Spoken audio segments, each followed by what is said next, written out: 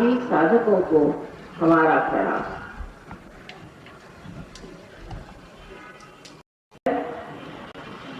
कि इस मनुष्य चेतना में आप उसे जान लें। अब जो मैं आपके सामने बताने वाली हूँ उसको एक खुले दिल से आपको सुनना चाहिए। साइंस की वृत्ति लेकर साइंस में जिस प्रकार एक धारणा, एक हाइपोथेसिस रखा जाता है, उसी प्रकार आपके सामने एक धारणा अगर रखी जाए और वो अगर सत्य हो, उसका अनुभव आपको आ जाए, तब उसे हमें ईमानदारी से मान लेना है, क्योंकि इसी में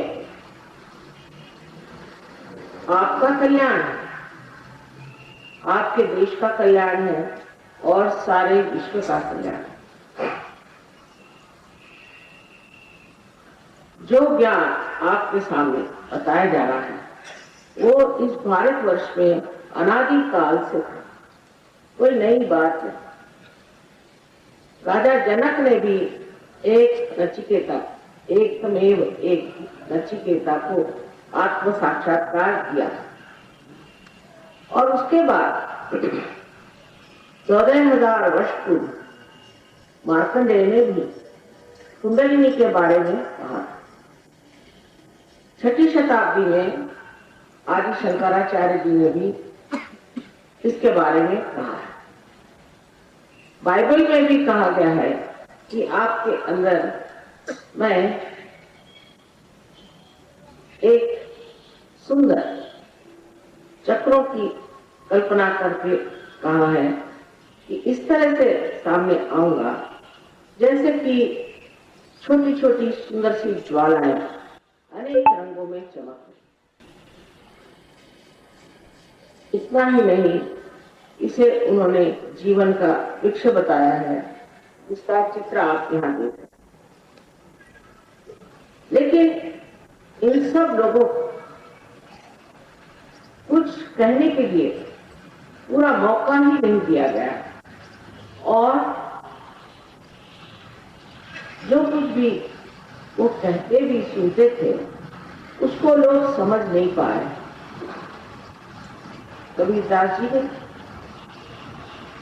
कहा था कि कैसे समझाऊं सब जग अन्ना, उसकी समझ में नहीं आता था कि आत्म साक्षात्कार से पहले मैं इस महान चीज को किस तरह से समझाऊं।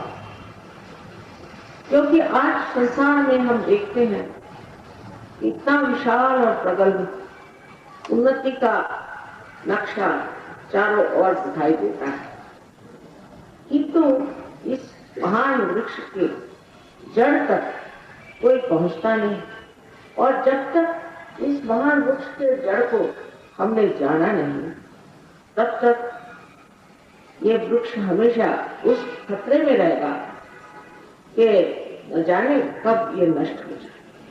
इसलिए आवश्यक है कि हम अपने जड़ों को जानें और इसका ज्ञान हमारे इस महान भारत भूमि में अनादि कालों से वर्तमान आज का जो सहयोग है उसमें इतनी ही एक बात हो गई है कि आपकी कुंडलिनी जागरूक करने के बाद जो कुछ भी धुंधला सा प्रकाश आपको दिखाई देता है उसको उस प्रकाश में ही आप स्वयं ही जो कुछ आपके नाश के लिए है, आपके डिस्ट्रक्शन के लिए है, उसे त्याग दें। कुछ बताने की जरूरत नहीं कि ये मत करो, वो मत करो, कोई भी ऐसे बात करने की बात नहीं।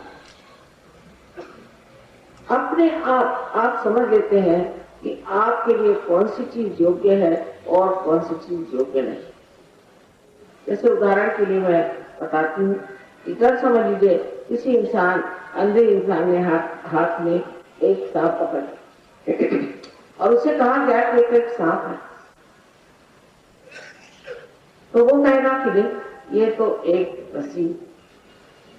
अब जब तक आप उसकी आंख नहीं खोलिएगा और जब तक प्रकाश नहीं होगा, वो अपनी जिद लगाए रहेगा जब तक वो सांप उसे न काटे। पर जैसे ही उसकी आंख खुल जाए और उसी वक्त वो सांप को अपने आप से छोड़ देगा, आपको कुछ कहने की जरूरत नहीं। किंतु अनादिकाल में हमारे यहाँ जो प्रणाली थी, उसमें जो लोग इस योग्य माने जाते थे कि उन्हें आत्म साक्षात्कार दिया जाएगा, ऐसे बहुत ही कम लोग होते थे। और उनमें से भी जिन लोगों को ये मिलता था वो और भी कम। उनके चक्र साफ किए जाते थे, जैसे हठयोग में यम नियम आदि अष्टांग योग वगैरह से उनके सारे चक्र एक के बाद एक साफ कर देते थे। और उसके बाद एक ही गुरु का एक ही शिष्य नागपंथियों में होता। वो 12वीं शताब्दी में संत ज्ञानेश्वर जी ने अपने गुरु से इतनी इजाजत के लिए इतनी विनती करी कि कृपया मुझे ये आप इजाजत दे दीजिए कि मैं इस महान चीज के बारे में अपनी ज्ञानेश्वरी में लिखूं। तो उन्होंने उनका जो छठा अध्याय ज्ञानेश्वरी का है, उसमें साफ साफ लिख दिया कि एक कुंडली जो है यही है जो कि आपका संबंध उस परम चैतन्य से कर। लेकिन धर्म मार्तंडों ने कहा कि ये निश्चित है, ये अध्याय पढ़ो ही नहीं। इस प्रकार कुंडली का ज्ञान भी एक तरह से किसी बहु समाज के पास पहुंचा, बहुजन समाज इससे परे। उसके बाद कबीरदास हुए, नानक साहब हुए, महाराष्ट्र में भी बहुत बड़े बड़े संत हो गए, तुकाराम, रामदास स्वामी आदि। उन्होंने भी कुंडलिनी का बड़ा सुंदर वर्णन किया। और उनसे पूछा गया कि रामदास स्वामी से जब पूछा गया, शिवाजी महाराज के जो गुरु थे, कि ये कुंडलिनी का जागरण कितनी देर में होता है, तो उन्होंने कहा कि तत्क्षण उसी क्षण हो सकता है, पर लेने वाला भी चाहिए और देने वाला भी चाहिए। इस प्रकार कुंडलिनी के जागरण की पूर्व पीछे का है। किंतु आज का जो सहयोग है उसमें चक्रों की सफाई आदि का विचार नहीं किया, सिर्फ कुंडलिनी का किसी तरह से जागरण कर दिया जाता है। और दूसरी बात यह है कि ये सामूहिक तौर पर हुआ है। आपको आश्चर्य होगा कि हमारे देश की ये परंपरा इतनी पुरानी होते हुए भी हम लोग अभी इस बारे में इतना जानते नहीं, और इस बारे में कोई लोग बात करते भी नहीं, और जो करते हैं वो गलत बातें करते हैं। लेकिन रशिया जैसा देश, जहां पर आपको आश्चर्य होगा कि वो भगवान का नाम भी नहीं जानते और कुंडलिनी का भी नाम नहीं जानते थे, हजारों की तादाद, इसी भी मेरे प्रोग्राम में 16,000 से 18,000 से लोग कम आते थे और सबके सब पार हो जाते। इतने शुद्ध लोग थे, मेरी समझ में नहीं आता था कि इन्होंने कभी परमात्मा को जाना नहीं, किसी की धर्म की कभी बात नहीं की, और इस कदर उनमें गहराई कि जैसे ही पार हो जाए स्थित हो जाए। अपने देश में ऐसा नहीं होता है। बड़े दुख की बात है कि लोग पार तो हो जाते पर जमते नहीं। पता नहीं, जैसे कि हमारी स्वतंत्रता जब हमें मिली, जब हमने संग्राम देखा, संग्राम की लड़ाइयां देखी, तो सोचते थे कि लोग सोचेंगे कि कितनी तकलीफ से ये हमें स्वतंत्रता मिली है, पर जिन्हें मिली है उनको ये मालूम ही नहीं है कि संग्राम कितना बड़ा है। तो उस स्वतंत्रता की इज्जत होती नहीं।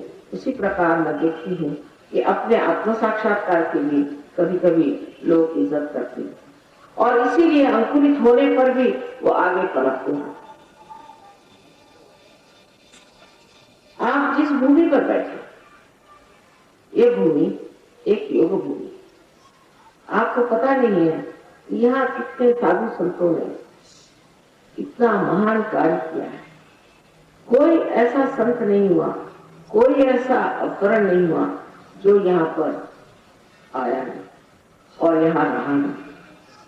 जो लोग बाहर भी जिन्होंने जन्म लिया था, उन्होंने भी फिर यहाँ जन्म दे करके इस भूमि को पुनीत किया।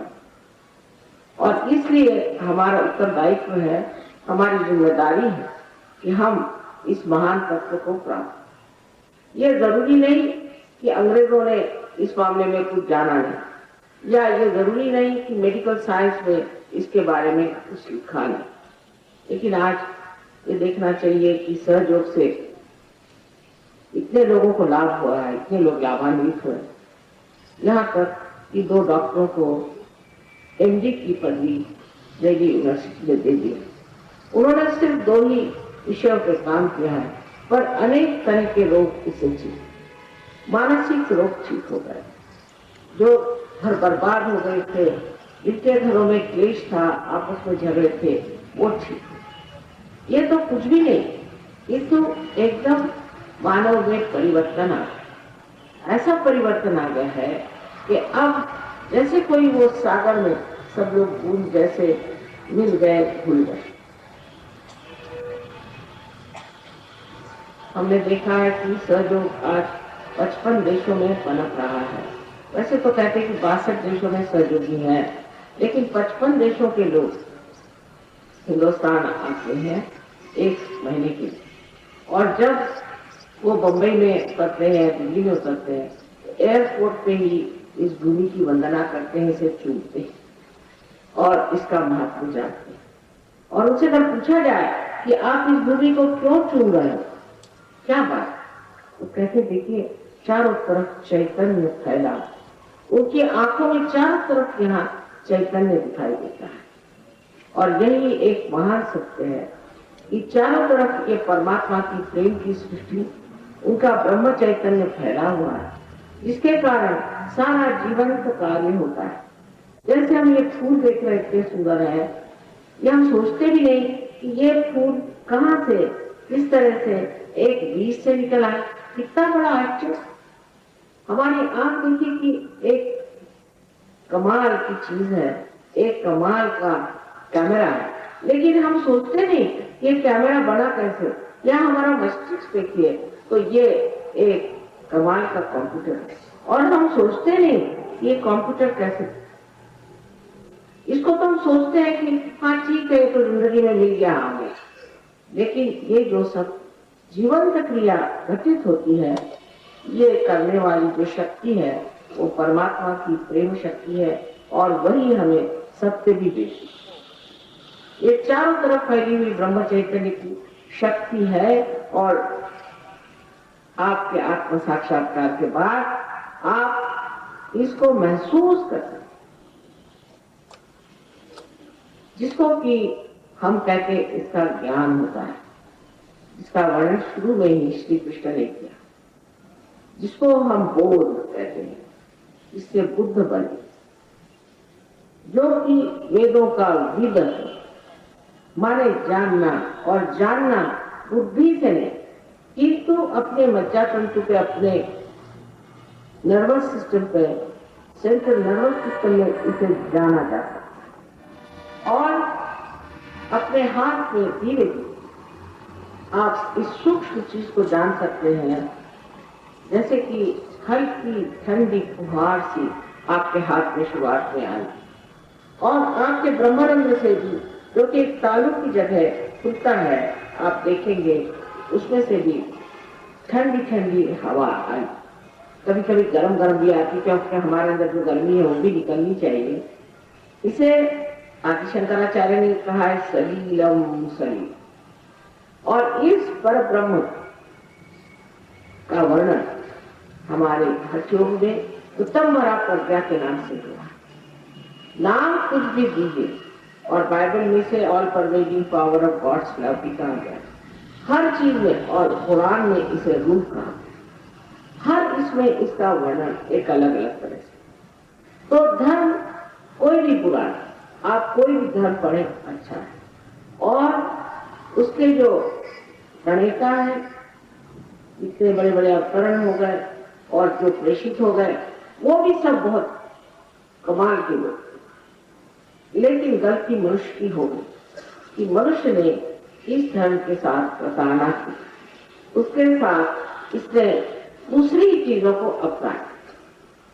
आज धर्म जो है वो आत्मा के ऊपर निर्भर नहीं, वो सत्ता पर है या वो पैसे पर। ये आत्मा पर निर्भर जब तक धर्म नहीं होता है तब तक धर्म अंदर नहीं आ सकता। आप चाहे मुसलमान हो, हिंदू हो, क्रिश्चियन हो, कोई हो, कोई सी भी धर्म के आप, लेकिन आप सब कोई सा भी पाप चाहे कर सकते, उसपे कोई बंधन नहीं। जो चाहे आप पाप कर सकते, कितना भी आप राम का नाम ले, अल्लाह का नाम ले, ईसा का नाम ले, किसी का नाम ले, वो आपसे परे दूरी है।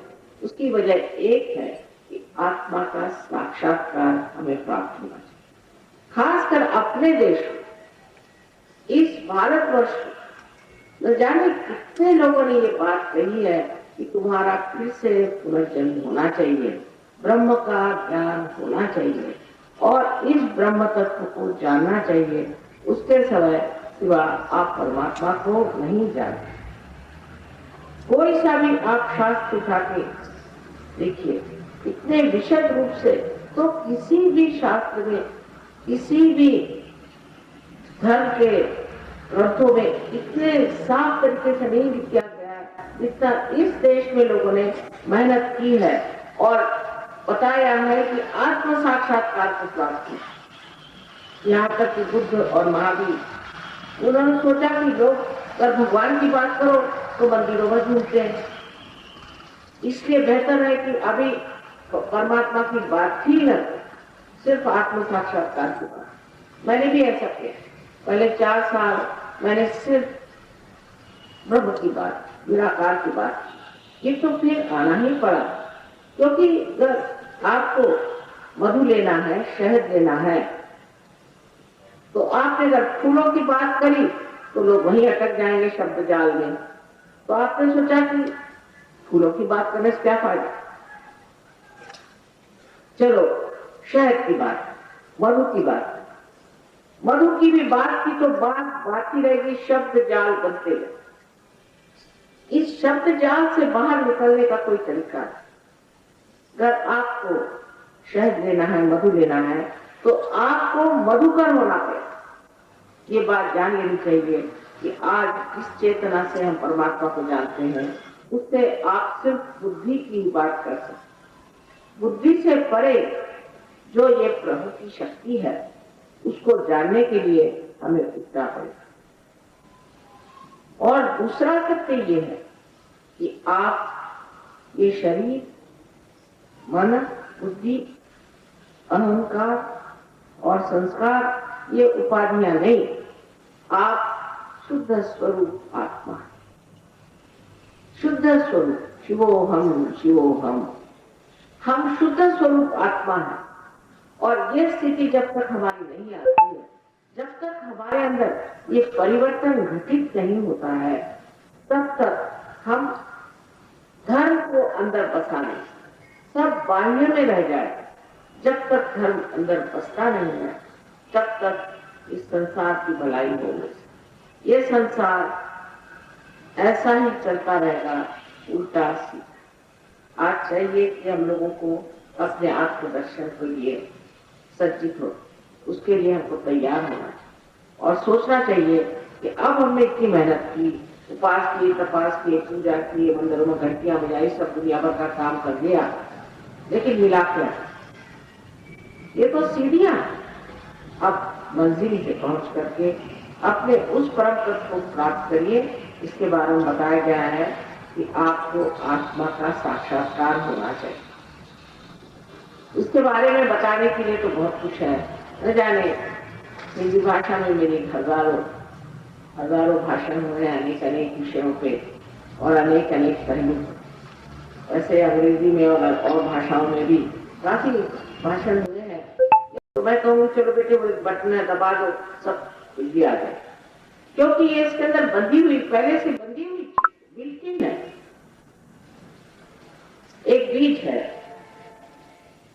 उसको अगर आपको सजग करना है, सृजन उसका करना है, तो सिर्फ इस पृथ्वी तत्व में आप छोड़ दीजिए, उसका सृजन हो जाता है। क्योंकि उस बीज में भी वो सारे नक्शे हैं जिससे अनेक बीज तैयार होंगे, और इस पृथ्वी तत्व में भी वो शक्ति है कि जो उसको प्लावित कर सकती है, उसको नरिश कर सकती है और उसको अंकुरित कर सकती है। इसी प्रकार जो हमारा आज तक की उत्क्रांति का जो भी सोचे कि हमारी जो स्थिति, जो आज हम मानव हो, ये भी इसी प्रकार एक महान शक्ति के द्वारा ही घटित हुआ है।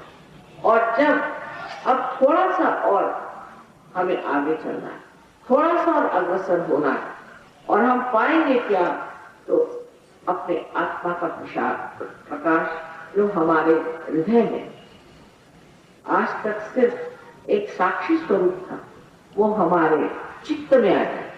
और चित्त में आते ही चित्त की कमाल आप देखकर हैरान हो जाए। जैसे कि एक ये अब है, आपने देखा एक यंत्र है, जब तक इस यंत्र को आप मेन से नहीं लगाएंगे तब तक इसका कोई अर्थ नहीं लगता। उसी प्रकार मानव का भी कोई अर्थ लगता नहीं जब तक उसका संबंध उस महान शक्ति से नहीं है। और इसलिए आवश्यक है कि हम इसे प्राप्त करें। और ये आपका धरोहर है, ये आपका हेरिटेज है, इसे आपको प्राप्त करना चाहिए। हम लोग और सब चीजों के पीछे में भागते हैं, एक दिन ऐसा आएगा कि सारी दुनिया हमारे चरणों में आएगी। किंतु हमें अपने संपत्ति को जानना चाहिए। हमारी संपत्ति ये नहीं कि हम बॉम्ब्स बनाए और दुनिया भर की विनाशकारी चीजें बनाए, ये हमारी संपत्ति नहीं है। हमारी संपत्ति अध्यात्म और ये सारे जड़ों का जो कुछ भी साइंस है वो हमारे पास। और जब तक हम ये सोचते रहेंगे कि विदेश के लोगों का अनुकरण करके और हम बहुत ऊंचे उठ जाएंगे, तो यही कहना चाहिए कि अभी तक आपने अपने को पहचाना नहीं और जाना नहीं। ये संपत्ति आपके अंदर है, और ये संपत्ति जब आप प्राप्त करते हैं तो आप एक अद्भुत व्यक्ति हैं, एक विशेष है। और दुनिया देख करके हैरान होती है कि ये कैसे मनुष्य का परिवर्तन हो। एक बहुत बड़ा पुण्य है। मैं कहती हूँ कि इस देश में जन्म लेना ही एक बड़ा पुण्य का है। आप इसको समझ जाएंगे जब आप हमारे परदेशी सहयोगियों से मिलेंगे। वो तो सोचते हैं कि यहाँ सब देवता और देवियां ही रहते होंगे, तभी ऐसे सुंदर देश में वो पैदा, क्योंकि उनका मतलब और सब चीजों से नहीं होता। वो दुनिया भर की आराम नहीं चाहते, उनको तो सिर्फ अपने आत्मा का आराम चाहिए। वो कहते हैं कितना सुंदर देश है, और उनको कितना कहते हैं कि भाई इतने लोगों का इंतजाम हम नहीं कर सकते हैं। वो कहते हैं नहीं माँ, हमें तो हिंदुस्तान जाना ही है, हर साल कम से कम एक बार तो हमें जाने दो। और हम लोग सोचते हैं कि हम हिंदुस्तान में बड़े दुखी, क्योंकि हम अज्ञान में बैठे। अगर हम ज्ञान में आ जाए तो आनंद से विभोर हो सकते हैं। कल मैं आपको ये बताऊंगी कि आत्मा की प्राप्ति से क्या लाभ। आज डॉक्टर साहब ने आपको बताया चक्रों के बारे में, और उन्होंने समझा दिया है इस बारे में। जैसे कि मैंने कहा कि इस बिजली के बारे में अगर मैं पूरा इतिहास बताऊं तो बेकार, उससे अच्छा ये है कि सब पहले जागरूक हो जाए, उसके बाद ये बात आगे करें तो ठीक है। ठीक है, तो मानव का ऐसा ढंग है कि उसका दिमाग दौड़ते ही रहता है। वो दिमाग शून्य हो नहीं सकता। उस दिमाग तभी शून्य होता है जब उसकी कुंडलिनी जागरूक हो जाए। उससे पहले उसके अंदर अनेक विचार दौड़ते रहते। बहुत यहाँ पढ़े लिखे लोग हैं। मैं तो पिछली मतलब आई थी तो बहुत आश्चर्यचकित हुई कि जयपुर में लोगों ने बहुत कुछ धर्म के बारे में पढ़ा हुआ, और बहुत से उन्होंने मुझसे चर्चा भी की थी। और मैंने कहा भी था कि जयपुर में जितने प्रश्न पूछे उतने किसी ने नहीं। पर जो भी हो, मैं चाहूंगी कि आप उससे जरूर प्रश्न पूछें, पर लेक्चर देने की जरूरत नहीं। जो प्रश्न संबंधित हो, रिलेटिव हो उससे, वो पूछना। क्योंकि मैं आपसे कुछ लेने आई हूँ, क्योंकि ये तो जीवंत क्रिया है। इस जीवंत क्रिया में हमारा आपका कोई लेन देन नहीं बन सकता। जैसे कि एक जला हुआ दीप है, वो किसी दूसरे दीप को जला सकता है। इसी प्रकार जब आप स्वयं जागरूक हो जाएंगे, आप भी लोगों को जागरूक कर सकते। आप में भी ये सारी शक्तियां प्रदीप्त हो जाएंगी और आप आश्चर्यचकित होंगे कि ये सब शक्तियां हमारे अंदर थी और हमें पता नहीं। इन सारी शक्तियों को जगाने के लिए आपको कोई पैसा देना नहीं और किसी प्रकार की कोई भी आफत उठाने की जरूरत नहीं कि आप हिमालय पे जाएं, भूखे रहें, कोई चीज नहीं। यही बैठे बैठे आपका आत्म साक्षात्कार हो सकता है। ऐसी कुछ संभावना हो गई है तो क्यों ना उसका हम लाभ उठाएं और क्यों ना अपने हो जाए। तो ऐसे आप लोग प्रश्न पूछे इसका संबंध इस विषय से है और इसमें आपको कुछ रुकावट हो रही है समझने में, तो जरूर आप उसे थोड़ी देर प्रश्न पूछें और उसके बाद हम जन जागृति का कार्य करेंगे। उसमें सिर्फ 10 मिनट लगने वाले हैं, तो आपको अगर कोई प्रश्न हो तो आप पूछें।